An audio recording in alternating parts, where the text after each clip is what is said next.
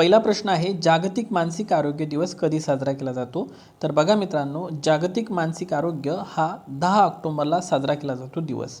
मित्रांनो, एक लक्षात असू द्या, अलीकडेच महाराष्ट्र सरकारने 15 जानेवारी हा राज्य क्रीडा दिवस म्हणून साजरा करण्याचं ठरवलेलं आहे. लक्षात घ्या, राज्य क्रीडा दिवस. कारण आपल्या इथे राष्ट्रीय क्रीडा दिवस हा 29 ऑगस्टला असतो. ओके, राष्ट्रीय क्रीडा दिवस कधी असतो? 29 ऑगस्टला. हा दिवस मेजर ध्यानचंद यांच्याशी संबंधित आहे. मात्र राज्य क्रीडा दिवस जो असणार आहे, हा दिवस खाशाबा जाधव यांच्या संबंधित आहे. सो लक्षात असू द्या, येणाऱ्या 15 जानेवारीला आपण राज्य क्रीडा दिवस साजरा करणार आहे. मग आता जागतिक मानसिक आरोग्य दिवस कधी सांगितला? 10 ऑक्टोबरला. लक्षात असू द्या. दुसरा प्रश्न बघा, 19व्या आशियाई क्रीडा स्पर्धा 2023मध्ये सुवर्णपदक पटकावून भारतीय हॉकी संघ विजेता ठरला. तर या स्पर्धेत उपविजेता कोण ठरलेला आहे? आपण भारतीय हॉकी संघाने गोल्ड मेडल पटकावलं. तर मग आपण कोणाला हरवलेलं आहे? तर आपण जपान या देशाचा पराभव केलेला आहे. अशाच पद्धतीचा प्रश्न तुम्हाला विचारला जाणार. त्यानंतर यूथ वर्ल्ड चॅम्पियनशिप अवॉर्ड 2023 कोणाला देण्यात आलेला आहे? तर या प्रश्नाचं अचूक उत्तर आहे मित्रांनो, पार्थ साळुंखे यांना हा अवॉर्ड देण्यात आलेला आहे. मला तुम्ही खाली कमेंट बॉक्समध्ये सांगा, पार्थ साळुंखे कोणत्या खेळाशी संबंधित आहे, ज्यांना हा यूथ वर्ल्ड चॅम्पियनशिप अवॉर्ड 2023 देण्यात आलेला आहे. पुढचा प्रश्न आहे, भारताचे निवडणूक आयुक्त डॉक्टर अनुप चंद्र पांडे हे अलीकडे कोणत्या देशाच्या दौऱ्यावरून परतलेले आहे? जी राष्ट्रपती निवडणूक होती तिथे ते गेलेले होते. आणि लक्षात असू द्या, ते उझबेकिस्तान या देशाच्या दौऱ्यावर गेलेले होते. लक्षात असू द्या. आणखी एक पॉईंट सांगतो, भारत आणि उझबेकिस्तान यांच्या दरम्यान एक युद्ध सराव आहे. त्या युद्ध सरावाचं नाव आहे दुस्तेलिक. ओके, सो दुस्तेलिक युद्ध सराव तुम्हाला लक्षात ठेवायचा आहे, भारत आणि उझबेकिस्तान. भारत आणि किर्गिस्तान सोबतही आपला एक युद्ध सराव आहे मित्रांनो. त्या युद्ध सरावाचं नाव आहे खंजर नावाचा युद्ध सराव. लक्षात असू द्या, भारत किर्गिस्तान खंजर युद्ध सराव. आणि कझाकिस्तान सोबत सुद्धा आपला एक युद्ध सराव आहे. त्या युद्ध सरावाचं नाव आहे काझिंद. आता काझिंद म्हणजे KAZ कझाकिस्तान आणि IND म्हणजे इंडिया, असं काझिंद तुम्ही लक्षात ठेवू शकता. ओके, सो चला, केंद्रीय निवडणूक आयोगाची पहिली महिला आयुक्त कोण होत्या? तर त्या होत्या VS रमादेवी. मात्र केंद्रीय निवडणूक आयोगाचे पहिले अध्यक्ष कोण होते? तर ते होते सुकुमार सेन. मित्रांनो, आपला केंद्रीय निवडणूक आयोग 25 जानेवारी 1950मध्ये कलम 324 नुसार स्थापन करण्यात आलेला होता. ओके, 324 कशाची कलम आहे? केंद्रीय निवडणूक आयोग. आणि 1950मध्ये हा स्थापन झाला होता 25 जानेवारीला. म्हणून बघा, राष्ट्रीय मतदार दिवस हा आपण 25 जानेवारीला साजरा करतो. ओके, SBIचे अध्यक्ष म्हणून अलीकडे कोणाची नियुक्ती करण्यात आलेली आहे? तर बघा, दिनेश कुमार खारा यांची नियुक्ती करण्यात आलेली आहे.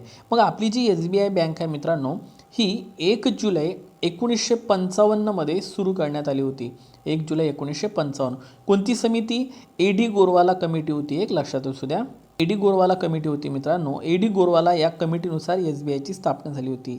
लक्षात असू द्या, SBIचं आधीचं नाव होतं इम्पिरियल बँक. एक इम्पिरियल बँक होती 1921ची. या बँकेचं रूपांतरण SBIमध्ये AD गोरवाला कमिटीनुसार करण्यात आलेलं होतं. मग आता महत्त्वाचा प्रश्न आहे, SBI म्हणजे काय? State bank of India. आणि याचं जे मुख्यालय आहे मित्रांनो, ते मुंबई या ठिकाणी आहे. कुठे आहे? मुंबई या ठिकाणी आहे. So it's a very very important question. चला पुढे. आता बघा, I2U2 या संघटनेचा खालीलपैकी कोणता देश सदस्य नाही? तर बघा, आय म्हणजे होते 2 वेळा आय. सो इंडिया आणि इस्रायल. आणि तुम्हाला माहीत आहे, सध्या इस्रायलवर हमासने हल्ला देखील केलेला आहे. त्यामुळे ही संघटना विचारण्याचे जास्त चान्सेस आहे. आता यू 2 वेळा. यू म्हणजे एक आहे USA, 3 अक्षरीवाला USA लक्षात घ्या. आणि 3 अक्षरीवालाच UAE लक्षात ठेवायचा आहे. म्हणजे 2 अक्षरी UK येणार नाही. ओके, पाठ करायला सोपं जाईल. सो याचा सदस्य देश UK नाही तर UAE आहे. पाठ करायला सोपं जाईल. ओके, प्रश्न येणार, लक्षात ठेवा. मागं ऑक्यूज नावाची संघटना विचारलेली होती. मागं कोणती संघटना विचारली होती? लक्षात घ्या, ऑक्यूज नावाची संघटना विचारली होती. याच्यामध्ये ऑस्ट्रेलिया, UK आणि USA होता. ओके, तर लक्षात घ्या, मी पोरांना मागं सांगितलं होतं की याच्यावर प्रश्न येईल. तर असाच प्रश्न आता तुम्हाला I2U2वर येणार आहे. ओके, चला. आंतरराष्ट्रीय टेनिस हॉल ऑफ फेममध्ये नामांकित होणारे पहिले आशियाई व्यक्ती कोण ठरलेले आहे? तर ते ठरलेले आहे Leander Paes. It's a very very important question. Leander Paes. अलीकडे अलीकडे नव्याने उभारण्यात आलेल्या पाणबुडीचे नाव काय ठेवण्यात आलेले आहे? तर नाव ठेवण्यात आलेलं आहे मित्रांनो समुद्रयान. मोस्ट टाइम पिक करा. ओके, समुद्रयान. त्यानंतर बघा, आंतरराष्ट्रीय वित्तीय सेवा प्राधिकरणाचे अध्यक्ष कोण झालेले आहे? तर ते झालेले आहे के राजारामन. मोस्ट टाइम पिक करा. नवीन अध्यक्ष झाले आहे के राजारामन. याच्यापूर्वी कोण होते? तर NGT श्रीनिवासन हे त्याचे पहिले अध्यक्ष होते आंतरराष्ट्रीय वित्तीय सेवा प्राधिकरणाचे. याचं मुख्यालय कुठं आहे? याचं मुख्यालय आहे student gift city Gandhinagar Gujarat या ठिकाणी आंतरराष्ट्रीय वित्तीय सेवा प्राधिकरणाचं अध्यक्ष प्राधिकरणाचे मुख्यालय आहे गांधीनगर गुजरात या ठिकाणी. त्यानंतर जागतिक आत्महत्या प्रतिबंधक दिवस कधी साजरा केला जातो? तर बघा 10 सप्टेंबरला हा दिवस साजरा केला जातो. It's a very very important question. त्यानंतर बघा, सॅफ अंडर-19 2023चा विजेता देश कोण ठरलेला आहे? तर तो ठरलेला आहे भारत. मोस्ट टाइम पिक करा. त्यानंतर युनोच्या रिपोर्टनुसार सध्या भारतामध्ये वृद्धांची संख्या एकूण लोकसंख्येच्या किती टक्के आहे? तर ती आहे साधारणतः 10%. मात्र हे दुप्पट होण्याचे सांगितले जात आहे. सरकारी नोकऱ्यांमध्ये महिलांना 35% आरक्षण देण्याचा ऐतिहासिक निर्णय कोणत्या राज्याने घेतलेला आहे? तर बघा, मध्य प्रदेश या राज्याने हे डिसिजन घेतलं आहे. म्हणूनच आयोगाने एक प्रश्न पण विचारलेला आहे की मध्य प्रदेशला महाराष्ट्राची किती जिल्ह्यांची सीमा लागलेली आहे? तर 8 जिल्ह्यांची सीमा लागलेली आहे. मित्रांनो, डॉल्फिन संशोधन केंद्र कुठं आहे? तर आपण डिस्कशन केलं होतं. डॉल्फिन संशोधन केंद्र पटना बिहार या ठिकाणी आहे आणि डॉल्फिन दिवस हा 5 ऑक्टोबरला साजरा केला जातो. मला माहीत असेल, अलीकडेच राज्य जलचर प्राणी म्हणून गंगा डॉल्फिनला उत्तर प्रदेशने मान्यता दिलेली आहे. उत्तर प्रदेश. आणखी एक पॉईंट कोणता? महाराष्ट्र राज्याचा सुद्धा राज्यमासा कोणता झालेला आहे? महाराष्ट्राने सुद्धा राज्य मासा म्हणून घोषित केलेला आहे सिल्वर पॉपलेट. लक्षात असू द्या, कोणता? सिल्वर पॉपलेट जो मासा आहे याला आपला राज्य मासा म्हणून घोषित केलेलं आहे. सिल्वर पॉपलेट. पाठ ठेवा महाराष्ट्र. आणि UP आलं तर गंगा डॉल्फिन लक्षात ठेवा. आणि राष्ट्रीय जलचर प्राणीसुद्धा आपला गंगा डॉल्फिन आहे. अफगाणिस्तानच्या क्रिकेट टीमचे, हा प्रश्न मोस्ट टाइम पिक करा. अफगाणिस्तानच्या क्रिकेट टीमचे मार्गदर्शक म्हणून कोणाची नियुक्ती करण्यात आलेली आहे? तर अजय जडेजा यांची नियुक्ती करण्यात आलेली आहे. मोस्ट टाइम पिक करा. अजय जडेजा लक्षात ठेवा. ओके, सो अजय जडेजा यांची अफगाणिस्तानच्या क्रिकेट टीमचे मार्गदर्शक म्हणून नियुक्ती करण्यात आलेली आहे. सियाचीन येथे तैनात होणारी, हा प्रश्न महत्त्वाचा आहे, सियाचीन येथे तैनात होणारी पहिली महिला अधिकारी कोण ठरलेल्या आहे? तर त्या ठरलेल्या आहे शिवा चव्हाण. मोस्ट टाइम पिक करा. हा प्रश्न तुम्हाला परीक्षेमध्ये दिसेल. सध्या केंद्रीय निवडणूक आयोगाचे अध्यक्ष कोण आहे? 25वे. तर 25वे अध्यक्ष आहे राजीव कुमार. केंद्रीय निवडणूक आयोगाची कलम कोणती सांगितली? 324. भाग कितीमध्ये येते? भाग 15. लक्षात ठेवायचा. ओके. शांततेचा नोबेल पुरस्कार मिळवणाऱ्या नर्गिस मोहम्मदी, ठीक आहे, या कोणत्या देशाच्या रहिवासी आहेत? तर त्या आहे इराण या देशाच्या रहिवासी. मोस्ट टाइम पिक करा. शांततेचा नोबेल कोणाला मिळालेला आहे? इराणच्या नर्गिस मोहम्मदी यांना मिळालेला आहे. त्यानंतर बघा, पुढचा प्रश्न आहे, राष्ट्रीय मत्स्य शेतकरी दिवस कधी साजरा केला जातो? तर 10 जुलैला राष्ट्रीय मत्स्य शेतकरी दिवस साजरा केला जातो. 10 जुलै. मत्स्य उत्पादनासंबंधित एक क्रांती आहे आपल्या इथे, ते आहे नील क्रांती. आणि नील क्रांतीचे जनक कोण आहे? हिरालाल चौधरी. ओके, लक्षात घ्या. आणि उत्पादनासंबंधित PC कल्चर पण आहे, मत्स्य उत्पादनासंबंधित PC culture. So it's a very very important point. ठीक आहे. त्यानंतर जागतिक कापूस दिवस कधी साजरा केला जातो? तर बघा, जागतिक कापूस दिवस हा 7 ऑक्टोबरला साजरा केला जातो. तुम्हाला माहीत असेल, रेगूर मृदेमध्ये सगळ्यात जास्त कापसाचं उत्पादन होते. रेगूर मृदा म्हणजे काय? काळी मृदा. काय होते मित्रांनो? काळी मृदा. आणि काळी मृदा म्हणजेच बेसाल्ट मृदा, जी बेसाल्टपासून बनलेली असते. म्हणून कापसाची मृदा बेसाल्ट मृदेला, काळी मृदेला किंवा रेगूर मृदेला असं म्हटलं जाते. लक्षात ठेवा, कापूस उत्पादन. ओके, सो कापूस दिवस 7 ऑक्टोबरला. मग 2023चा आदी महोत्सव कुठं पार पडला? ठीक आहे, आदिवासी संबंधित एक आदी महोत्सव आहे, तो कुठे पार पडलेला आहे? झारखंडमध्ये जमशेदपूर. मोस्ट टाइम पिक करा. आणि तुम्हाला माहीत असलं पाहिजे, जमशेदपूर हे शहर सुवर्णरेखा नदीकाठी वसलेलं आहे. कोणती नदी? सुवर्णरेखा नदीकाठी वसलेलं आहे. आणि Tata iron and steel company जी होती 1907 मध्ये, ती जमशेदपूर या ठिकाणीच सुरू करण्यात आलेली होती. असा अभ्यास करा मित्रांनो करंट अफेअरमधून GKचा. जल बजेट मांडणारं पहिलं राज्य कोणतं ठरलं? तर ते ठरलेलं आहे केरळ. मोस्ट टाइम पिक करा. त्यानंतर भारतीय वायुसेना दिवस कधी असतो? तर 8 ऑक्टोबरला. पण भूदल दिवस म्हटलं, भूदल, तर तो असतो 15 जानेवारीला. आणि नौदल दिवस 4 डिसेंबरला. अलीकडेच रिसर्च ॲनालिसिस विंग रॉचे प्रमुख म्हणून कोणाची नियुक्ती करण्यात आली आहे? तर रवी सिन्हा यांची नियुक्ती करण्यात आली आहे. मोस्ट टाइम पिक करा मित्रांनो. ओके, रवी सिन्हा यांची नियुक्ती करण्यात आलेली आहे. रॉची स्थापना कधीची आहे मग? तर 1968. 1968मध्ये रॉची स्थापना करण्यात आलेली होती. त्यानंतर बघा WMOचे महासंचालक म्हणून कोणाची नियुक्ती झालेली आहे?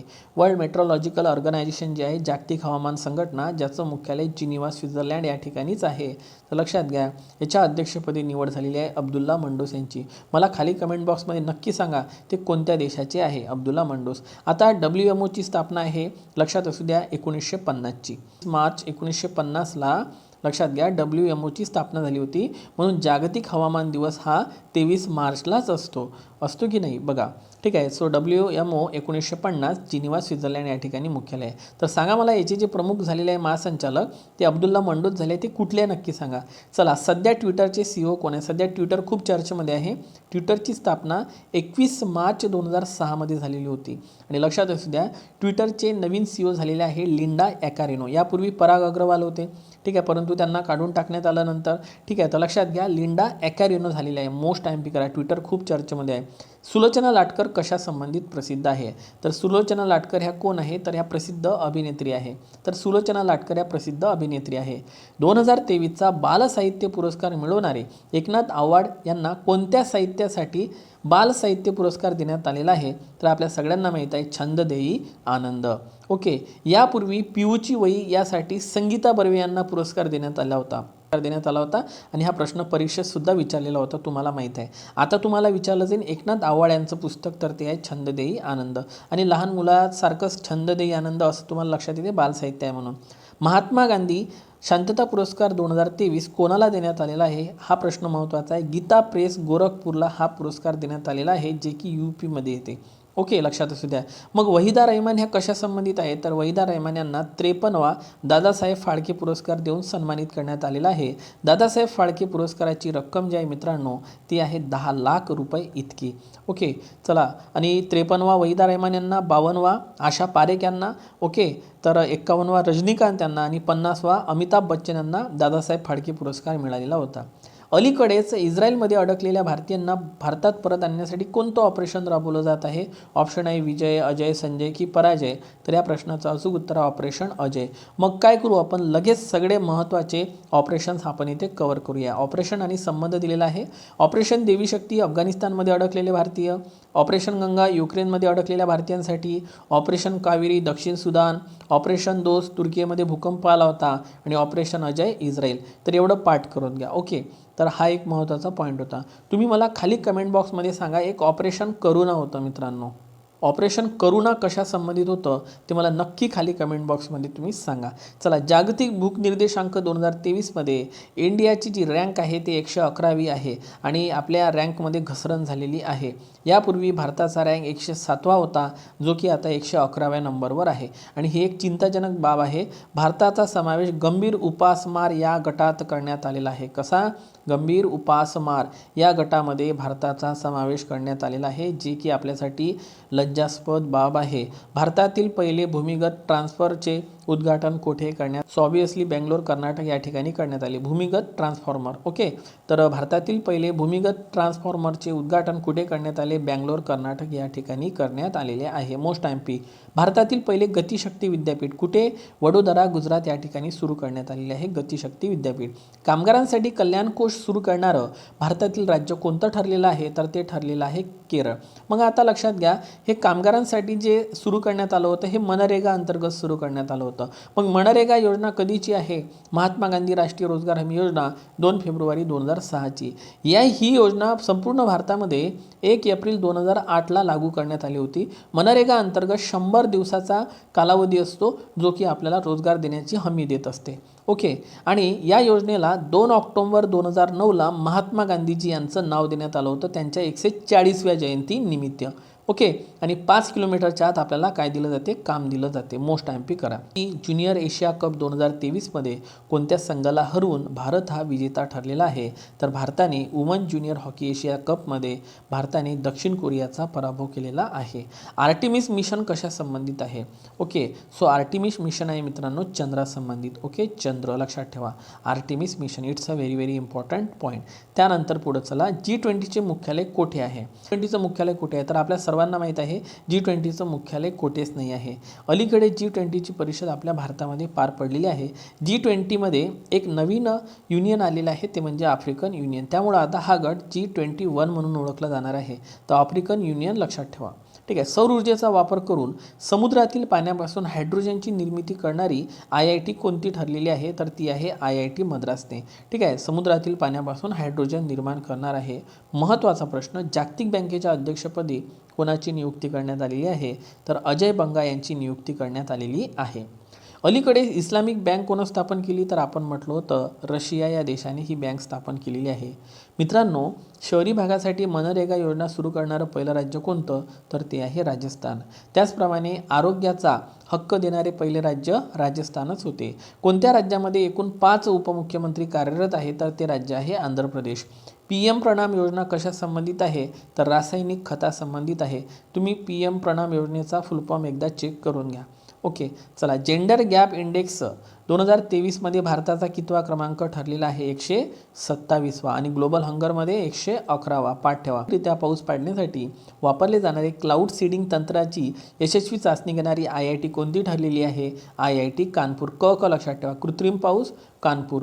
ओके. कार्बन न्यूट्रल शेती करणारं पहिलं राज्य कोणतं, तर ते ठरलेलं आहे केरळ. मात्र सेंद्रिय शेती करणारं पहिलं राज्य म्हटलं तर सिक्कीम. कार्बन म्हटलं क केरळ आणि सेंद्रिय म्हटलं स सिक्कीम. असं पाठ ठेवा, विसरणार नाही तुम्ही. अहिल्यादेवी नगर कोणत्या नदीवर आहे? अलीकडेच आपल्याला माहीत आहे की अहमदनगरचं नामकरण अहिल्यादेवी नगर करण्यासंबंधित प्रस्ताव मांडलेला आहे. ठीक आहे. तर लक्षात घ्या सीना, कारण अहमदनगर जे आहे ते सीना नदीकाठी वसलेलं शहर आहे. आणि महत्त्वाचं म्हणजे क्षेत्रफळानं सर्वात मोठा जिल्हा अहमदनगरच आहे. आणि आजचा शेवटचा प्रश्न आहे, मुंबई उच्च न्यायालयाचे मुख्य न्यायाधीश कोण आहे? तर बघा मित्रांनो, पॉईंट सांगतो. उच्च न्यायालयाचे जे न्यायाधीश असतात, ठीक आहे, उच्च न्यायालयाचे जे न्यायाधीश असतात यांची जी निवड केली जाते ते राष्ट्रपतीद्वारे केली जाते. यांची जी निवड केली जाते राष्ट्रपतीद्वारे. आणि यांना बडतर्फसुद्धा, लक्षात असू द्या, बडतर्फसुद्धा राष्ट्रपतीच करतात. मात्र उच्च न्यायालयाच्या न्यायाधीशांना शपथ राज्यपाल देतात. हा पॉईंट क्लोज पॉईंट आहे, लक्षात असू द्या. ठीक आहे. सहसा पोरांच्या लक्षात येत नाही हा पॉईंट. आणि म्हणजे उच्च न्यायालयाच्या न्यायाधीशाला शपथ राज्यपाल देतात आणि राज्यपालाला शपथ उच्च न्यायाधीश राज्यपालांना शपथ देतात. तर असे हे एकमेकांकडे शपथ घेतात. बाकी इकडे प्रोसेसमध्ये राष्ट्रपती लक्षात ठेवा. आणखी एक पॉईंट, सर्वोच्च न्यायालयाच्या न्यायाधीशांचं रिटायरमेंटचं वय हे 65 वर्ष असते, तर उच्च न्यायालयाच्या न्यायाधीशांचं रिटायरमेंटचं वय हे 62 वर्ष असते. काय असते? 62 वर्ष. तर हा या दोन गोष्टीतला फरक आहे मित्रांनो. पाठच करून घ्या, परीक्षेत प्रश्न येऊ शकतो. चला, तर पर्टिक्युलर नॉलेजचा हा करंट अफेअरचा व्हिडिओ तुम्हाला कसा वाटला नक्की सांगा. आणि आपल्या चॅनलवरची माहिती जर तुम्हाला खरोखर मित्रांनो इम्पॉर्टंट वाटत असेल तर प्लीज शेअर करा, लाईक करा. लवकरच येतो पुढचे 50 प्रश्न घेऊन. तोपर्यंत टेक केअर.